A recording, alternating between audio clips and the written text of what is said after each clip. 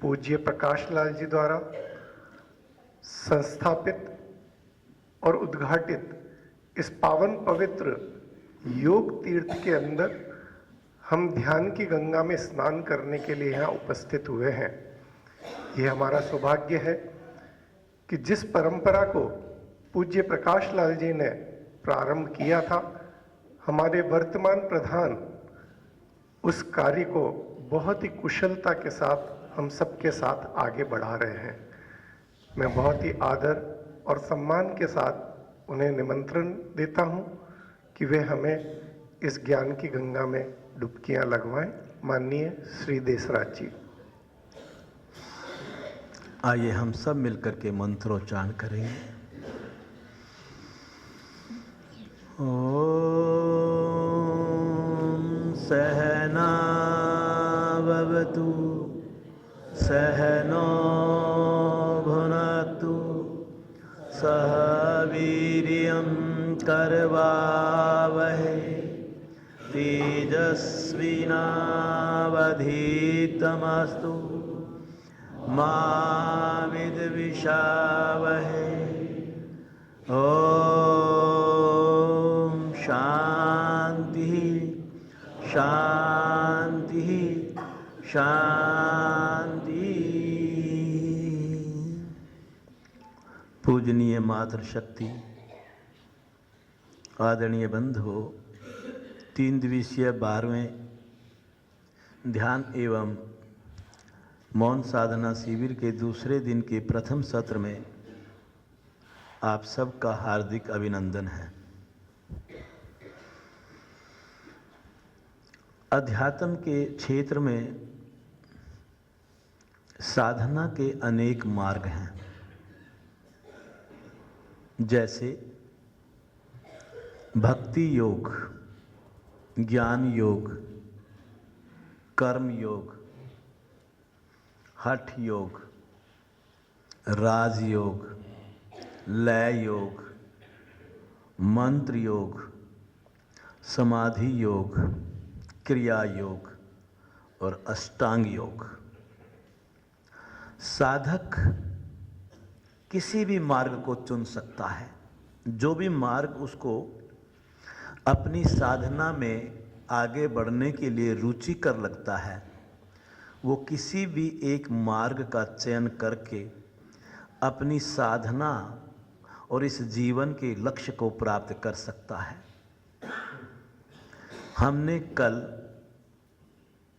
क्रिया योग के बारे में जाना, अष्टांग योग के बारे में जाना, समाधि योग के बारे में जाना। इसी प्रकार ज्ञान योग भी वेदांत की ही साधना है। ज्ञान योग की यह मान्यता है कि ब्रह्म और जीव मूलतः एक ही है। ब्रह्म सत्य है, ब्रह्म नित्य है। इसके अतिरिक्त अन्य सब असत्य और अनित्य है। वेद परंपरा, वेदांत, उपनिषद, दर्शन के अनुसार ब्रह्म इस सारे विश्व का परम सत्य और इस जगत का सार है। ब्रह्म ही इस पूरी दुनिया की आत्मा है। इस विश्व का कारण भी ब्रह्मा है। इस विश्व की उत्पत्ति ब्रह्मा से हुई है और अंत में उसी में लीन होना है। ज्ञान योग एक ऐसी प्रक्रिया है जो हमें हमारी आंतरिक प्रकृति के पास ले जाकर हमारी आत्मिक ऊर्जा का भान कराती है। जब हम अपने भीतर छिपी हुई इन रहस्यमयी संभावनाओं को साक्षात करते हैं तो हम स्वयं भी ब्रह्म लीन हो जाते हैं। यही ज्ञान योग का लक्ष्य है और यही ज्ञान योग है। वास्तव में हम सब कहीं ना कहीं दुख को अपने साथ लेकर के जीते रहते हैं।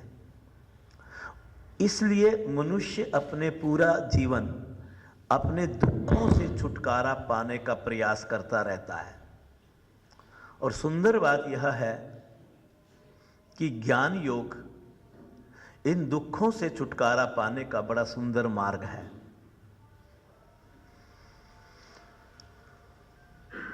अगर आप सृष्टि के क्रम पर नजर डालें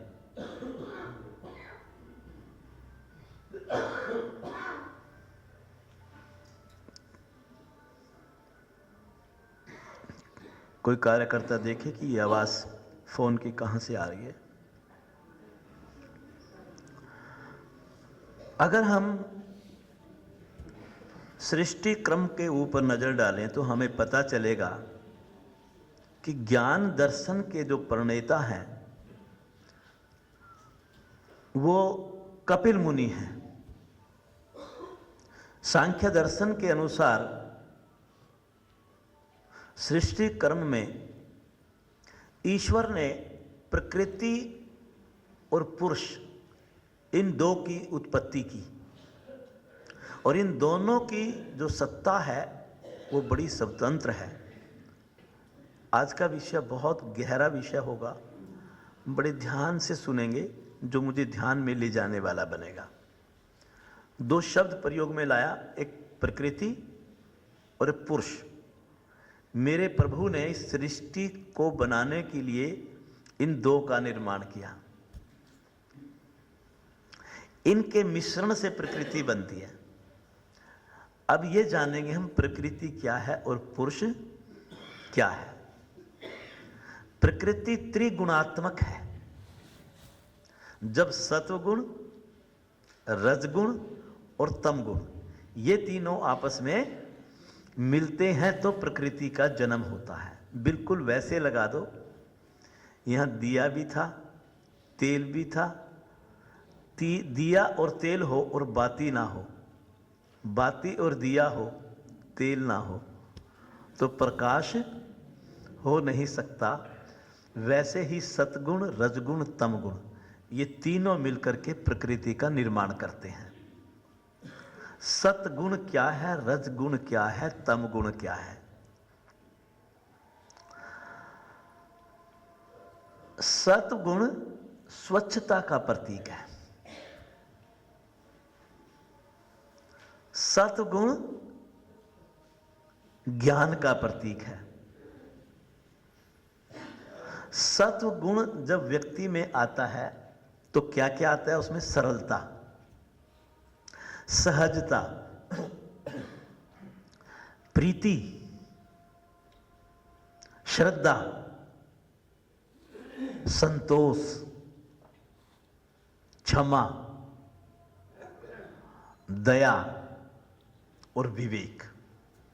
और ये सारे गुण आने पर व्यक्ति या साधक में सुख का भाव पैदा होता है, उसको सुख की अनुभूति होने लगती है।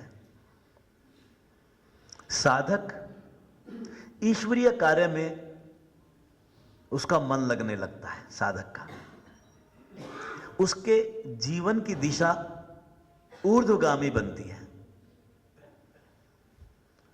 उसको ईश्वर की अनुभूति करना सहज हो जाता है। जैसे जैसे सत्वगुण बढ़ेगा हमारे भीतर, ईश्वर की अनुभूति करना हमारे लिए सहज हो जाएगा। या यूं कह लीजिए कि हमारा आध्यात्मिक विकास संभव होगा। और रजगुण क्या करता है हमारे भीतर? होते तीनों हैं, प्रधानता किसकी है? इस समय हम जिस पवित्र प्रांगण में बैठ करके जो चर्चा कर रहे हैं, इससे हमारे भीतर कौन सा गुण बढ़ेगा? सत्गुण बढ़ेगा। और रजगुण क्या करता है? रजगुण हमारे भीतर अहम पैदा करता है। रजगुण मद, राग, द्वेष, क्रोध, अशांति ये हमारे भीतर पैदा होगी। और व्यक्ति राजसिक कार्यों में ज़्यादा जाएगा। जो हम राजसिक कार्य ज़्यादा करते हैं वो रजोगुण के कारण करते हैं। और जितने हम राजसिक कार्य करते हैं, कल आपको बताया गया था, हम पंच कलेशों में फंसते चले जाते हैं। क्रिया योग में ये बात आई होगी। हम पंच कलेशों में, और ये पंच कलेश ही हमारे जीवन में हमारे दुख और अशांति का कारण होता है, जिससे हमारे शरीर में शारीरिक, मानसिक और आध्यात्मिक रोग आने लगते हैं। इससे व्यक्ति बहिर्मुखी बनता है, इससे व्यक्ति सांसारिक बनता है, इससे व्यक्ति अपने प्रभु से दूर होता चला जाता है। मेरे और मेरे प्रभु के बीच में राजसिक वृत्ति और तामसिक वृत्ति अज्ञानता का पर्दा डालने में मदद करती है, जिससे कि मेरा मेरे प्रभु से संपर्क नहीं हो पाता। सात्विक गुण इस पर्दे को हटाने में मदद करता है, बिल्कुल विपरीत है। और तम गुण क्या है? तम गुण अंधेरे को कहा गया है।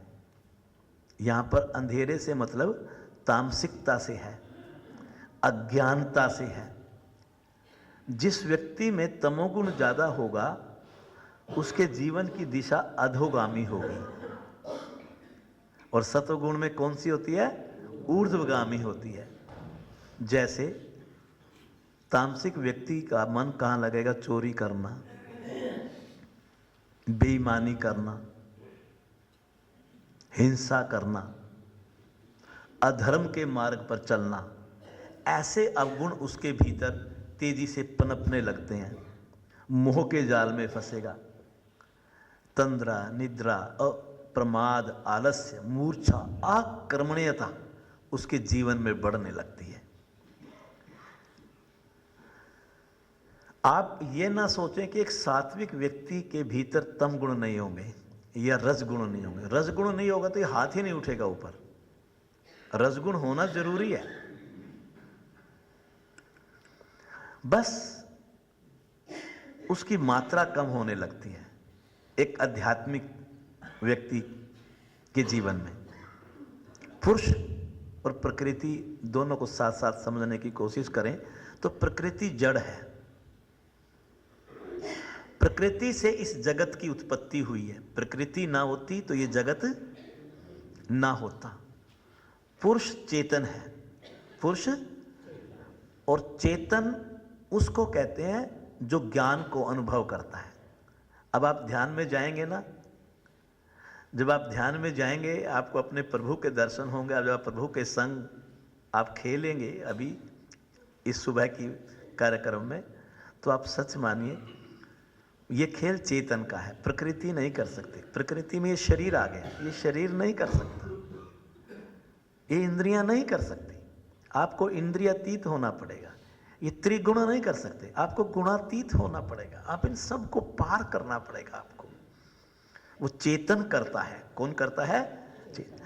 प्रकृति पदार्थों को पैदा कर सकती है। पृथ्वी अन्न उगाती है, वायु और जल उसको सहयोग करते हैं।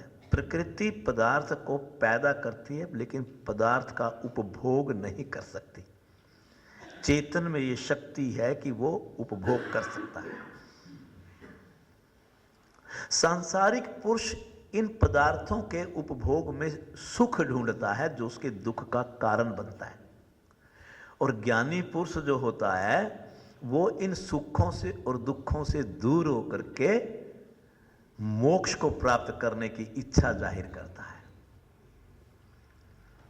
आज आपको बड़ी सुंदर बात बताएं, ये प्रकृति का निर्माण कितने तत्वों से हुआ?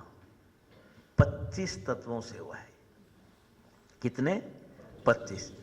अपने फीड करना मस्तिष्क में जब बोला जाएगा। अभी आपके साथ 2 तत्वों की बात करी, एक प्रकृति और दूसरा पुरुष। इन दोनों को मिला दो। मेरे ईश्वर ने मिलाया प्रकृति और पुरुष, इन दोनों को मिला दो। इनके मिलने से जो बनता है उसको बोलते हैं महतत्व। क्या बोलते हैं? महतत्व। बुद्धि को भी कहा गया है। किसको कहा गया है? बुद्धि 2 तरह की होती है। एक सांसारिक बुद्धि होती है, एक तटस्थ रितंबरा बुद्धि होती है। सांसारिक बुद्धि सांसारिक निर्णय लेती है, रितंबरा बुद्धि मेरे ईश्वर की तरफ, मुझे मोक्ष की तरफ लेकर के जाती है। महतत्व का निर्माण होता है, और जहां बुद्धि आएगी वहां अहंकार आने की संभावना तुरंत। तो महतत्व से किसका जन्म हुआ? अहंकार का। किसका? अहंकार 3 तरह का होता है। सात्विक, क्योंकि प्रकृति त्रिगुणात्मक है, राजसिक और तामसिक। सात्विक अहंकार से हमारे मन की भी उत्पत्ति हुई है। किसकी हुई है? मन की। और राजसिक अहंकार से 5 कर्म इंद्रियां और 5 ज्ञान इंद्रियां, इनकी उत्पत्ति हुई है। और जो तामसिक अहंकार है, बोलिए कौन सा अहंकार है? तामसिक अहंकार है, उससे 5 स्थूलभूत, भूमि जल अग्नि वायु और आकाश, और 5 सूक्ष्म भूत, क्या कहेंगे उसको आप? सूक्ष्म भूत को आप उनको कहेंगे गंध, रस, रूप, स्पर्श और शब्द। उनकी उत्पत्ति हुई है। अब आपने गिने तो होंगे नहीं, मैं गिनवाता हूं। प्रकृति और पुरुष कितने हो गए? 2, जोड़ते रहना। महतत्व, अहंकार, मन, 5 ज्ञान इंद्रियां, 5 कर्म इंद्रियां, 5 स्थूल भूत, 5 सूक्ष्म भूत, हो गए। अपना गणित पक्का रखो। ये क्या है? ये ज्ञान योग है, ये सांख्य योग है। इसमें साधक तर्क वितर्क करता है, अपने से पूछता है क्या ठीक है क्या गलत है, तब वो मानता है। जैसे डॉक्टर, उसी जो लेबोरेटरी में ब्लड की टेस्टिंग रिपोर्ट उसके सामने आती है और जो वो रिपोर्ट कहती है उसके मुताबिक दवाई देता है आपको, उसी पे यकीन करेगा वो। ऐसे ही ज्ञान योग का साधक अपने इस चिंतन और विश्लेषण पर यकीन करता है। ज्ञान योग समर्पण भाव नहीं है, भगवान को ऐसे नहीं मानता वो चिंतन करता है, विश्लेषण करता है, पूछता है कि ये शक्ति क्या है, ये परम सत्ता क्या है। वो सब तत्वों के बारे में जानकारी हासिल करता है। ज्ञान योग को के मार्ग पर साधक कैसे चल सकता है? 2 तरह के साधन हैं। एक है बहिरंग साधन और दूसरा है अंतरंग साधन। बड़ा शॉर्ट में इस चर्चा को लाएंगे, लेकिन ये चर्चा बड़ी आपको वैसे तो समझ में कम आती है, लेकिन जब इस वातावरण में रहते हैं तो चीज़ें बड़ी तेजी से समझ में आने लगती हैं, तभी हमारी यात्रा आगे बढ़ेगी। ज्ञान योग के साधक को 2 तरह के मार्ग पर चलना होता है। एक बहिरंग साधन, बाहर के साधन ईश्वर प्राप्ति के लिए, और एक अंतरंग साधन। पहले हमें बहिरंग साधना करनी होती है, फिर अंतरंग साधना करते हैं। बहिरंग साधना में 4 तरह के नियमों का पालन करना होता है, जीवन में उनको धारण करना होता है, उनका अनुष्ठान करना होता है, उनको उतारना होता है। उसमें सबसे पहले आता है विवेक। ज्ञान योग के साधक को अपने विवेक से काम लेना होगा। क्या गलत है, क्या ठीक है, क्या धर्म है, क्या अधर्म है, क्या सत्य है, क्या असत्य है, क्या नित्य है, क्या अनित्य है, क्या अनात्म है, क्या आत्म है, इसका ज्ञान होना चाहिए ज्ञान योग के मार्ग पर चलने वाले साधक को। उसके विवेक को उसे जागृत करना चाहिए। जब विवेक जागृत हो जाता है तो जीवन में फिर वो वैराग्य को प्राप्त करने में उसको परेशानी नहीं होगी। तो दूसरा, उसको अपने जीवन में किसका अनुष्ठान करना होगा? बोलिए, वैराग्य का। किसका? वैराग्य में आपने कल इसके ऊपर बतलाया गया था बड़ा डिटेल में, बस मोटे तौर पर समझ लो। इस लोक में और उस लोक में, उस लोक किसको बोलते हैं? परलोक को। इहलोक और परलोक में जितने भी सुख भोगने के साधन हैं, मन में भाव लाइए, सब झूठे हैं। वैराग्य की सिंपल परिभाषा, शब्द बदल दिए कल से विषय को रुचिकर बनाने के लिए, बस भाव वही रहेगा। दोबारा बोल रहा हूं, इहलोक और परलोक में जितने भी सुख भोगने के साधन है, जो कुछ भी आप देख रहे हो ना जिनसे आपको सुख मिलता है, मन में ज्ञान योग का साधक एक ही भाव लाता है कि सब नकली हैं, ये मिथ्य हैं, ये शाश्वत नहीं हैं, ये अनित्य हैं, ये हमेशा हमेशा मेरे पास रहने वाले नहीं हैं। इनको भोगने की इच्छा को त्याग कर अपने प्रभु प्राप्ति की ओर आगे बढ़ना वैराग्य कहलाता है। क्या कहलाता है? वैराग्य। महर्षि पतंजलि ने कल आपको बतलाया था, तत्र स्थितो यत्नो अभ्यासा तत्र, और एक आपको बतलाया था अभ्यास वैराग्यभ्याम तनिरोधा। तो वो सारा इसी से संबंधित था। उसके बाद 6 ऐसी संपत्तियां हैं, गुण हैं जो विकसित करने होंगे ज्ञान योग के साधक को। आप उस पर चिंतन करना। ये 6, इसको 60 संपत्तियां कहा गया है ज्ञान योग में। क्या कहा गया है? 60 संपत्तियां। क्या क्या? पहले नाम दे दूं, मैं भूलूंगा तो आप मेरी मदद करेंगे। शम, दम, तितिक्षा, उपरति, श्रद्धा और समाधान। और समाधान। शम किसको कहते हैं? शम का मतलब होता है शमन करना। शमन किसका करेंगे? मन का करेंगे। मन का निग्रह करना, मन का पर अपना वशीकरण कर लेना, मन को शांत कर लेना शम कहलाता है। ज्ञान योग के साधक को अपना मन शांत रखना चाहिए। चंचल मन, बहिर्मुखी मन आपकी साधना में हमेशा बाधक बना रहेगा। अब आप यहाँ बैठे हो लेकिन आपका मन कहीं और घूम रहा है।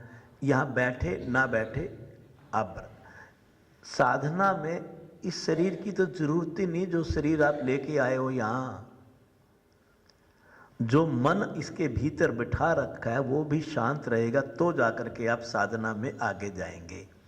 तो मन की साधना आपको कल आपको बताई गई थी कि भगवान कृष्ण भी अर्जुन को कहते हैं कि इस मन को शांत करो, अभ्यास के द्वारा करो या वैराग्य के द्वारा करो। जब आप इसको शांत कर लोगे तो एक संत थे, मन की बात बतला रहा हूँ, उन्होंने अपने सब इंद्रियों को और अपने मन को वशीभूत कर रखा था।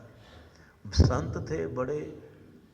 तो एक दिन वो बाजार से जा रहे थे, तो बाजार में उन्होंने क्या देखा? हलवाई की दुकान। और हलवाई की दुकान पे मावे की क्या थी? बर्फी। और बर्फी देखते ही मन उछल गया संत का, और मन ने कहा आज तो खिला दो। अब संत थे, पहुंचे हुए थे, वो समझ गया कि तेरा मन आज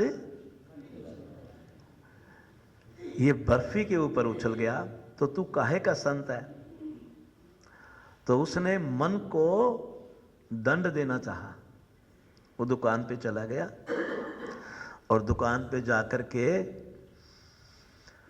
दुकानदार को बोला कि 1 किलो बर्फी दे दो। क्या कर दो? 1 किलो बर्फी दे दो। दुकानदार ने पूछा खाओगे या पैक करवाओगे? कहता पैक नहीं करवानी, खानी है 1 किलो। 1 किलो बर्फी लेकर के और वहीं बैठ गया। पहली बर्फी खाई, मन बड़ा खुश हुआ। दूसरी खाई तो भी मन खुश हुआ। तीसरी बर्फी खाई, मन कहने लगा बस अब तो मैं मेरे को मिल गया, अब नहीं चाहिए। कहता है संत, कहता है नहीं खा। संत क्या कहता है? नहीं खा। और ज़बरदस्ती वो खिला दी। अब बर्फी तो 1 किलो थी, अब चौथी बर्फी उठाई, मन कहता है बिल्कुल नहीं खानी। संत कहना बिल्कुल खानी है, खा, तूने बर्फी मांगी। और बर्फी अंदर डाले और संत का मन क्या कहे? नहीं खानी। कहता तू कैसे उछला? तो वो उसको सजा कैसे दे रहा है? क्योंकि उसको अपने मन पर गुस्सा आया। मन को यहाँ पर भाव ये समझना कि कई बार हम दूसरों पे क्रोध करते हैं, कभी अपने पर क्रोध करके देखो कि ये इंद्री मेरे वश से बाहर क्यों गई, मैंने कहाँ लगा दिया इसको। हम बड़े हैं सारे, हमको पता है कि ये जो बाहर की चीज़ें बच्चे खाते हैं ये जहर है, और हम भी बच्चों के साथ बैठ कर के उसी रास्ते पर चलते हैं, तो कहाँ आपने मन का निग्रह किया है? आप बता दो। मन का निग्रह तो हुआ ही नहीं। तो मन का शमन करना बहुत जरूरी है। दूसरा है इंद्रियों का दमन करना। दम, शम, दम, शम, शमन, शांत करना, दम, दमन, उनको अपने काबू में ले लेना, इंद्रियों को। मन और इंद्रियां जब तक बाहर की तरफ चलती हैं तब तक आप कभी भी अंतर्मुखी नहीं हो सकते। ये नियम है प्रकृति का। इसलिए इंद्रियों को अपने वश में रखो, ज्ञान योग ये कहता है। इंद्रियों को वश में रखने के ऊपर कल मैंने एक शब्द बोला था, प्रत्याहार। जब इन इंद्रियों के दरवाजे बाहर की तरफ खुलते हैं तो इनकी अपनी शक्ति, अपनी क्षमता बड़ी कम होती है। मेरी आवाज़ केवल इस हाल तक जारी हो गई, बाहर ग्राउंड में कोई बैठा होगा तो उसको ये समझ में नहीं आ रहा होगा अंदर कौन बोल रहा है और क्या बोल रहा है। ये बात बिल्कुल ठीक है, क्योंकि सुनने की शक्ति केवल यहीं तक ही है आपकी। और कल आपको बताया था कि जो साधक होता है, जो अध्यात्म के मार्ग पर चल जाता है, जिसका इन इंद्रियों पर वशीकरण हो जाता है, तो ये कर्ण इंद्री की सीमा को दिव्य सीमा में, दिव्य शक्तियों में बदल देता है वो, और उसे अपने प्रभु की ध्वनि सुनाई देती है, जिसको हमने क्या कहा था कल, अनहद नाद, वो सुनाई देता है। इतनी सीमा हो जाती है इन इंद्रियों की, इतनी क्षमता, इतनी शक्ति बढ़ जाती है। अतः साधना के माध्यम से ज्ञान योग के साधक को इन इंद्रियों को अपने वश में करना चाहिए। एक सूत्र आता है, सब विषय असंप्रयोगे चित्त स्वरूपानुकार इव इंद्रियाणाम प्रत्याहारा। जब इंद्रियां अपने सारे भोग के विषयों को त्याग कर चित्त के स्वरूप का अनुकरण करती हैं तो उसे प्रत्याहार कहते हैं। और चित्त का असली स्वरूप क्या है? वो है अवस्थित हो जाना स्वरूप में, आत्म स्वरूप में। जिधर चित्त चलेगा, जैसे मधुमक्खी, एक दूसरा उदाहरण समझो, जिधर मधुमक्खी जाती है उसमें एक मधुमक्खियों में एक मक्खी होती है, उसको क्या बोलते हैं, महारानी, हाँ, रानी मक्खी, रानी मक्खी। जिधर रानी मक्खी जाती है उसके पीछे बाकी सारी मक्खियां भी भागती हैं। बस जिस दिन आप चित्त को शुद्ध कर लोगे तो वो रानी मक्खी की तरह होगा और इंद्रियां उसके पीछे चलेंगी, तो बाहर की बजाय दरवाजे अंदर की ओर खुल जाएंगे और आपको ईश्वर प्राप्ति में कोई कठिनाई नहीं होगी। तीसरा गुण है सठ संपत्ति में तीसरी संपत्ति ज्ञान योग के साधक की होती है उपरति। उपरति का मतलब होता है समर्पण भाव। क्या होता है? ईश्वर प्रणिधान। क्या होता है? ईश्वर प्रणिधान। मैं, मेरे द्वारा किए गए कर्म और कर्मों के फल हे प्रभु तुझे अर्पित हूँ, मैं करता नहीं हूँ, मेरे से तू करवाता है। जब भी मैं सेवा करूं, जब भी मैं केंद्र का संचालन करूं, जब भी मैं किसी को एक अच्छे मार्ग की तरफ ले जाने की प्रेरणा दूं, तो कभी ये मत सोचो कि मैं कर रहा हूं, मेरा ईश्वर मुझसे करवा रहा है। और महर्षि पतंजलि ने योग दर्शन समाधि पाद के सूत्र 23 में लिखा है, ईश्वर प्रणिधानाद्वा। ईश्वर को पाने का सबसे आसान मार्ग है कि आप अपने आप को बस समर्पित कर दो, आप उसके सानिध्य में चले जाओ। जो आप कर रहे हैं वो आप नहीं कर रहे हैं, मेरा ईश्वर हमसे करवा रहा है। अगर मैं इस भाव के साथ जीना सीख जाऊं तो समर्पण भाव जागृत होता है, भक्ति भाव जागृत होता है और ईश्वर की अनुभूति सहज होने लगती है। चौथा है तितिक्षा। तितिक्षा किसको कहते हैं? निरंतरता को। अपनी साधना में निरंतरता रखो, अपने तप में निरंतरता रखो। अगर आप ध्यान में बैठते हो तो प्रतिदिन बैठो, 365 दिन में एक दिन भी नागा मत करो। आज आप मेरी एक बात इस वार्ता में मान लो कि आप प्रतिदिन आधा पेज ध्यान साधना का पढ़ेंगे, प्रतिदिन एक पेज पढ़ेंगे, और मैं 10 मिनट, केवल 10 मिनट, मैं 1 घंटा तो नहीं कह रहा हूँ ना, आप 10 दिन, 15 दिन, महीना 10 मिनट बैठो, फिर उस टाइम को धीरे धीरे बढ़ाओ, 10 से 12 मिनट, 12 से 14 मिनट, 14 से 16 मिनट, 3, 4, 5 महीनों में, 6 महीनों में आप 20-25 मिनट में चले जाओगे। और 1 साल के बाद जब हम अगले साल मार्च में आएंगे, आपकी आधा घंटे की ध्यान की साधना, निजी साधना, नियमित साधना हो जाएगी। और अगर ये आपकी दिनचर्या और जीवन का हिस्सा बन गया, आपका बोलने का तरीका ही बदल जाएगा, आपका सोचने का तरीका ही बदल जाएगा, आपका समझने का तरीका ही बदल जाएगा, आपको बुराई में भी अच्छाई नज़र आने लग जाएगी। इसके ऊपर आज एक दृष्टांत सुनाएंगे बाद में कि हम जिसको कहते हैं कि ईश्वर ने हमारा बुरा कर दिया, ईश्वर किसी का बुरा बोलो नहीं करते, वो भला ही भला करते हैं। तो आपको ये दृष्टांत भी कई बार हमारा मार्गदर्शन करते हैं, बाद में लास्ट में समझाएंगे, पहले विषय को पूरा कर दूं। आप निरंतरता रखिए साधना में, और पश्चात उसके अपने भीतर श्रद्धा लाइए। 5वां पॉइंट क्या है?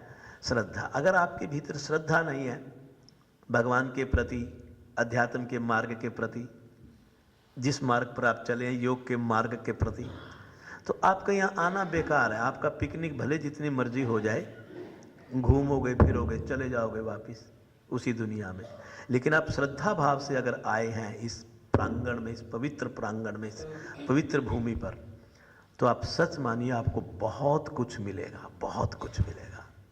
अतः अपने भीतर श्रद्धा का भाव लाइए, निष्ठा का भाव लाइए। और उसके बाद है समाधान।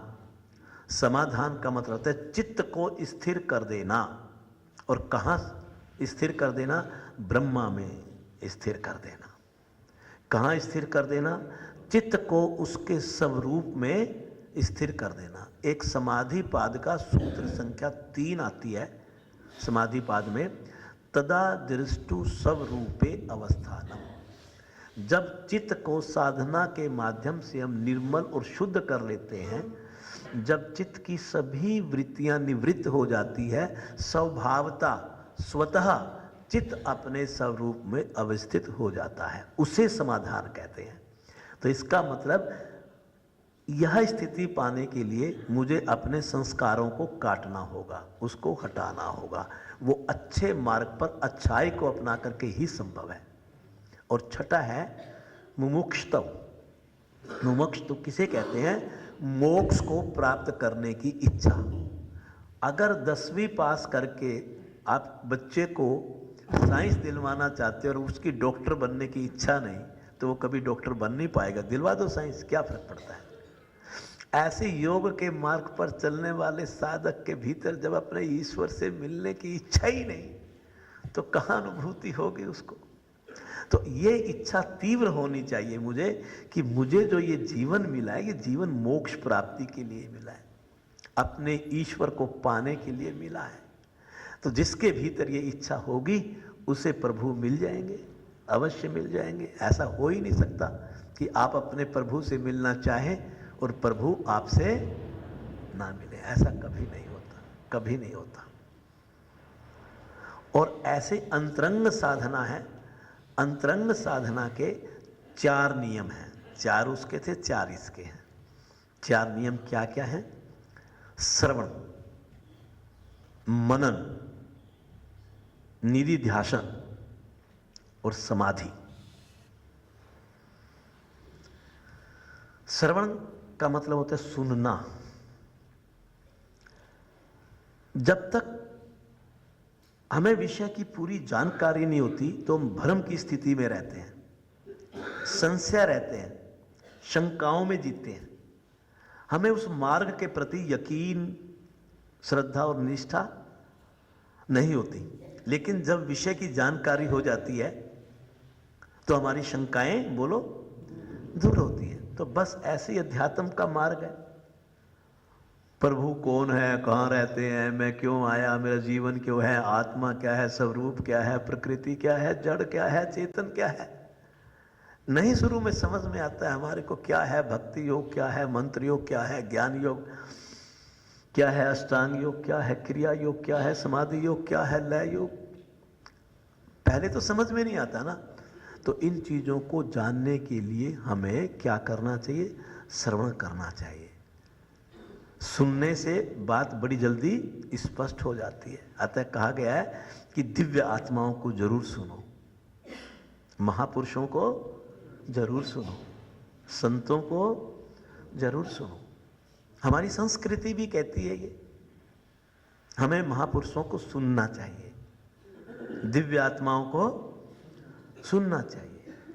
उनके मुखारबिंद से निकला हुआ एक न जाने कौन सा वाक्य मेरे जीवन की दिशा को बदल दे। योग के मार्ग पर या ज्ञान योग के मार्ग पर बढ़ने के लिए जब हम इन दिव्य आत्माओं को सुनते हैं तो हमारी शंकाएं दूर होती हैं, हमें विषय का ज्ञान होता है। जब तक मुझे गाड़ी चलानी नहीं आएगी, मुझे स्टीयरिंग पता नहीं क्या चीज़ होती है, ब्रेक क्या होती है, गियर कैसे बदला जाता है, ब्रेक कैसे लगाया जाता है, गाड़ी को मोड़ा कैसे जाता है, तो क्या मैं गाड़ी ठीक से चला पाऊंगा? बोलिए। तो जब तक मुझे इस अध्यात्म के मार्ग की जानकारी नहीं होगी तो मैं इस अध्यात्म के मार्ग पर ठीक से नहीं चल पाऊंगा। अतः हमें उसकी जानकारी लेने के लिए श्रवण करना चाहिए। श्रवण करने के बाद जो सुना उसे अपने मनः पटल पर अंकित कर देना, मनन करना कहलाता है। क्या कहलाता है? मनन करो उसको। अभी मैंने एक बात बोली थी कि आप सब कम से कम एक संकल्प तो लेके जाना कि हम ध्यान साधना की पुस्तक का हर रोज एक पेज पढ़ेंगे। ज़्यादा क्यों पढ़ने से मना कर रहे हैं? क्योंकि उसका मनन नहीं हो पाएगा। कई बार हम क्या करते हैं, वो एक पहले पता नहीं क्या पढ़ा करते थे, वो नावल वगैरह पेज पलटते जाते, टकाटक 24 घंटे में नावल खत्म। अध्यात्म की गति बड़ी धीमी चलती है। अतः जब अध्यात्म के मार्ग पर चलते हैं तो कभी भी अपने अध्यात्म के मार्ग पर आगे बढ़ने की गति को तेज मत करो, क्योंकि ये तो जीवन पर्यंत चलने वाली क्रिया है। आपको जल्दी क्या है भाई? आपको जल्दी नहीं है, जितना समय लगता है लगने दो। तो धीरे धीरे अपने कदम आगे बढ़ो। जो आपने दिव्य वाणी सुनी, उस दिव्य वाणी को अपने मनः पटल पर क्या करो? अंकित करो। अंकित करके और फिर उसका विश्लेषण करो, चिंतन करो उसके ऊपर। और फिर निधि ध्यासन। निधि ध्यासन क्या होता है? बोध होना,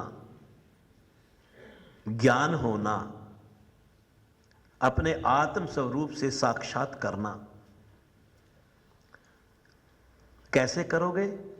इसके लिए आपको यमों का पालन, नियमों का पालन, आसनों की साधना, प्राणायाम की साधना, प्रत्याहार की साधना, शुद्धि क्रियाएं, शुद्ध भोजन, आपके अच्छे संस्कार, निष्काम कर्म, ये सब आपकी मदद करते हैं। तो इनको सब को जीवन में जो आपको अच्छी दिशा दे उनको व्यवहार में उतारो अपने जीवन में। अगर कहीं आपको कोई निष्काम कर्म करने का मौका मिले तो मत खो उसको। अगर किसी की सेवा करने का मौका मिले तो मत खो उसको। अपनी साधना कई तरह से होती है, केवल ध्यान में बैठने से भी कल्याण होने वाला नहीं है।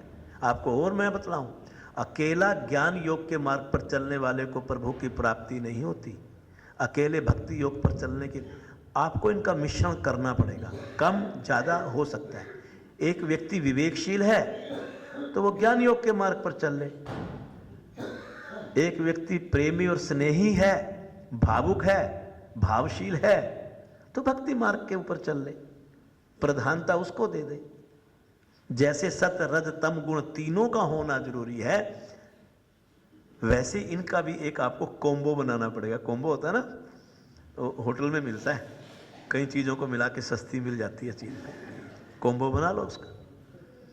चौथा है समाधि। कौन सा? समाधि। आखिरी पॉइंट है ये, इसमें अभ्यास थोड़ा हम दिन से लंबा करेंगे आज। समाधि का सही सिंपल अर्थ है ध्याता, ध्यान और ध्येय, इन तीनों को मिला के एक कर देना। ध्याता, आप बोले ना प्लीज सुधा जी।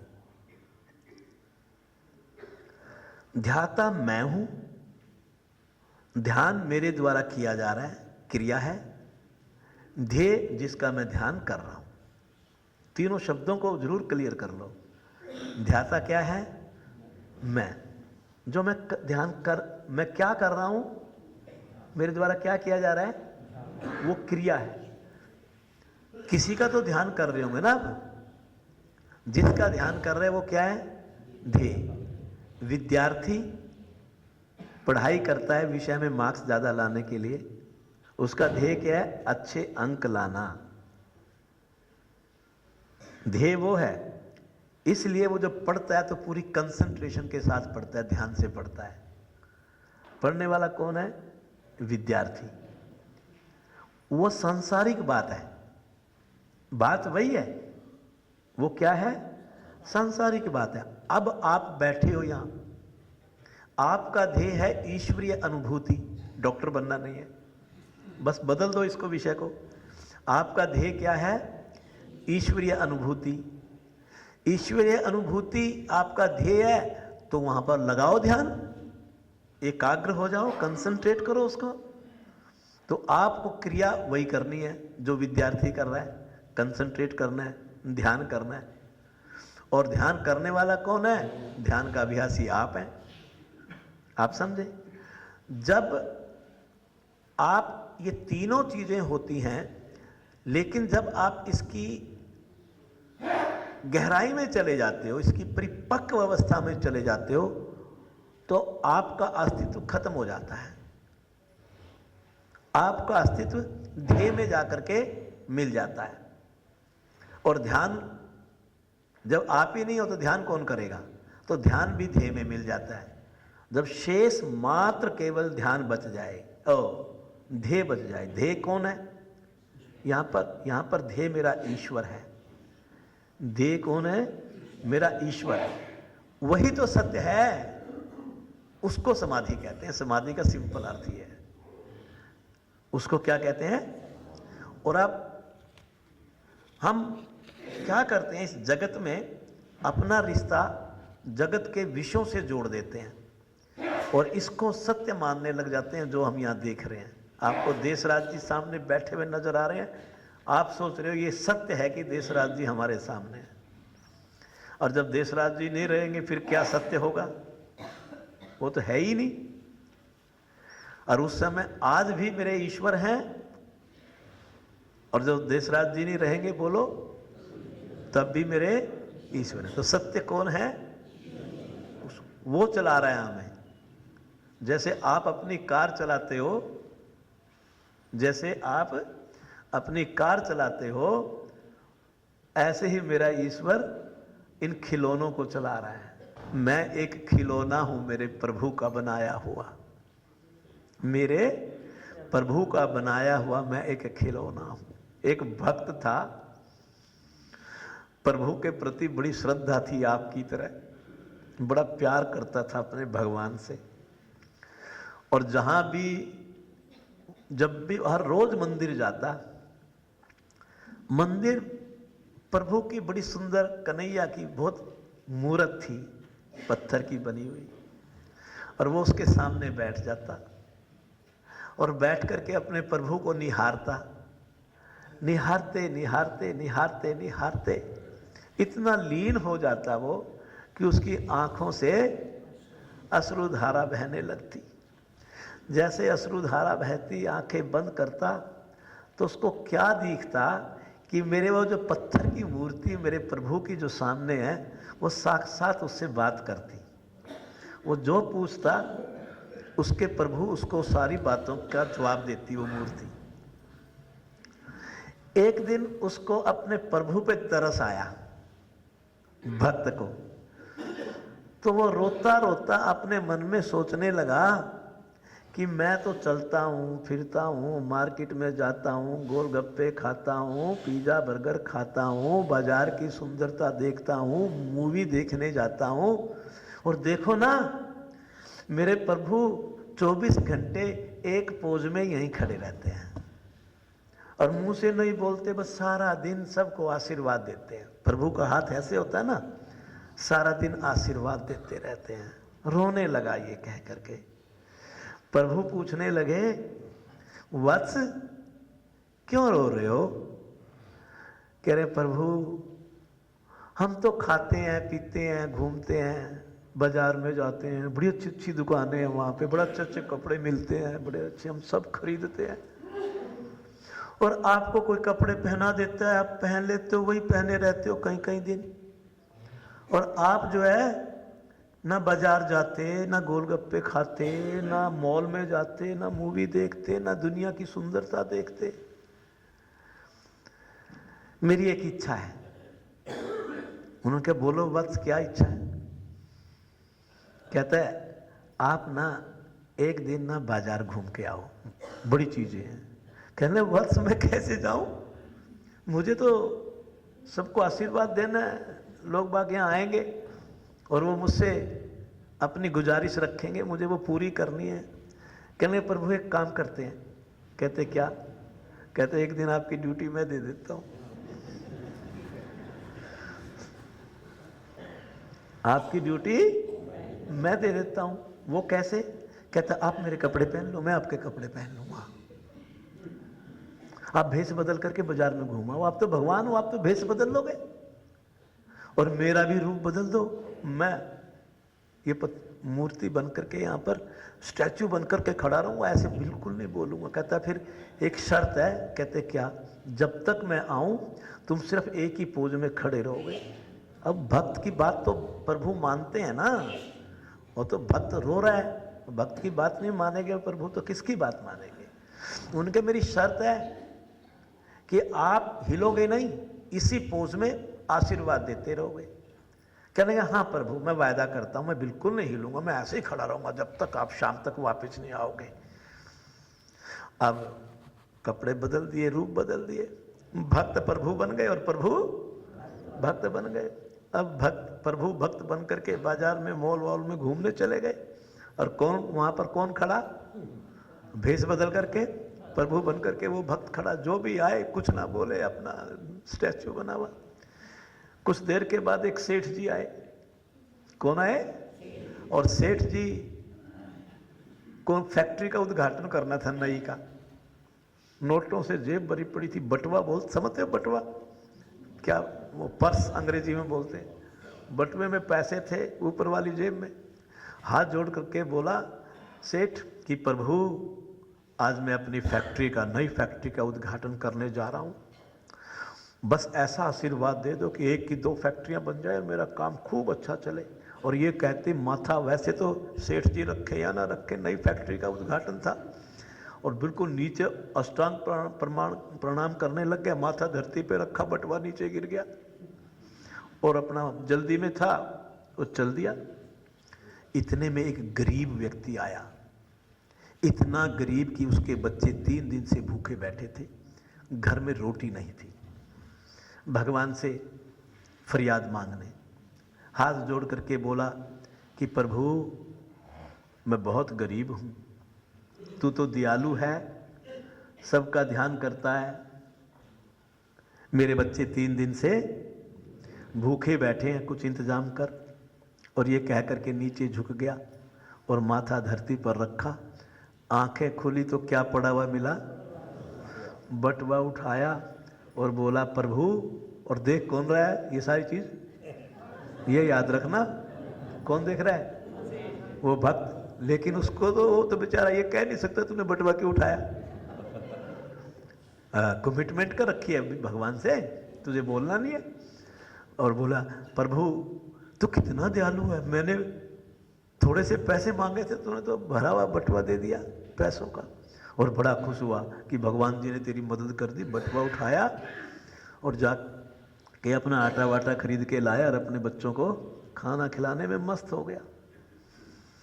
इतने में एक समुद्री जहाज का कप्तान आया, वहाँ कैप्टन बोलते हैं जिसको, और उसको उस दिन अपना मालवाहक जहाज लेकर के 6 महीने के लिए समुद्री यात्रा पर जाना था। तो प्रभु को कहने लगा कि प्रभु, मुझे जिस रास्ते से अपने जहाज को लेकर के जाना है वहाँ समुद्री तूफान बहुत आते हैं, मेरे जीवन की रक्षा करना, मेरे छोटे बच्चे हैं, कोई मेरे ऊपर मुसीबत ना आ जाए। तो बस ये कह ही रहा था, इतने में सेठ जी पुलिस को लेके आ गए। किसको लेके आ गए? पुलिस को, क्योंकि उसका बटवा नहीं मिला था। उन्होंने कहा इंस्पेक्टर को कि इंस्पेक्टर साहब, इसने मेरा बटवा उठाया, क्योंकि अभी अभी की बात है, मंदिर में तब तक कोई आया ही नहीं, उसके ऊपर उंगली उठा दी। अब इंस्पेक्टर ने किसको पकड़ लिया? बोलो, कैप्टन को। और देख कौन रहा था सारा कुछ?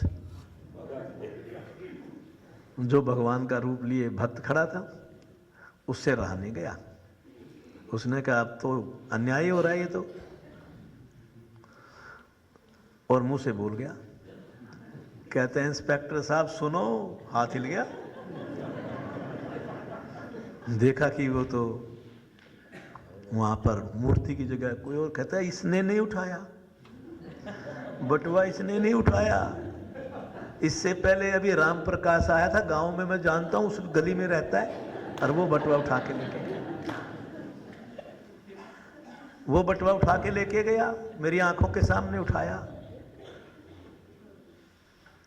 उसको छोड़ दिया, और वो राम प्रकाश को पकड़ने के लिए पुलिस चली गई।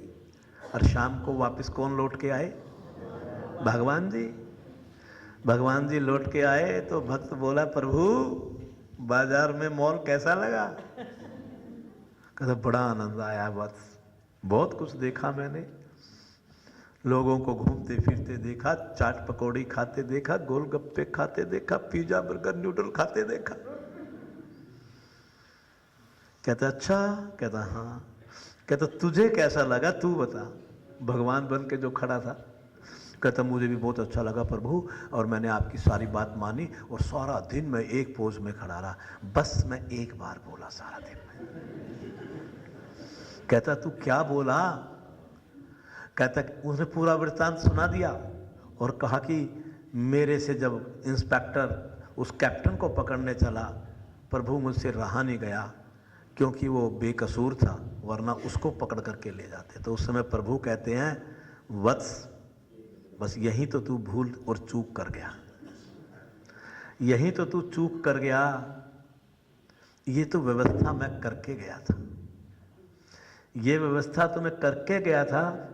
अगर गरीब के 500 रुपये वहां गिर भी गए थे तो उसका 500 रुपये से कुछ बिगड़ना नहीं था। उसके सेठ के 500 रुपये गिर गए थे तो सेठ का कुछ बिगड़ना नहीं था। वो मैंने 500 रुपये में उस गरीब के परिवार की रोटी की व्यवस्था की थी। और पुलिस ने इंस्पेक्टर को, जो कैप्टन को पकड़ा था, वो भी व्यवस्था मैंने की थी, क्योंकि वो जिस डेट में उसको वो जहाज लेकर के जाना था, उसी समय के दौरान उस रास्ते के ऊपर जबरदस्त तूफान आना था, और तूफान आना था तो उसकी मृत्यु निश्चित थी, और वो मेरे दरबार में फरियाद लेकर के आया था। अगर उसको कुछ दिन के लिए अंदर कर देते तो उसकी जीवन की रक्षा हो जाती, उसका बड़ा कष्ट छोटे में बदल जाता।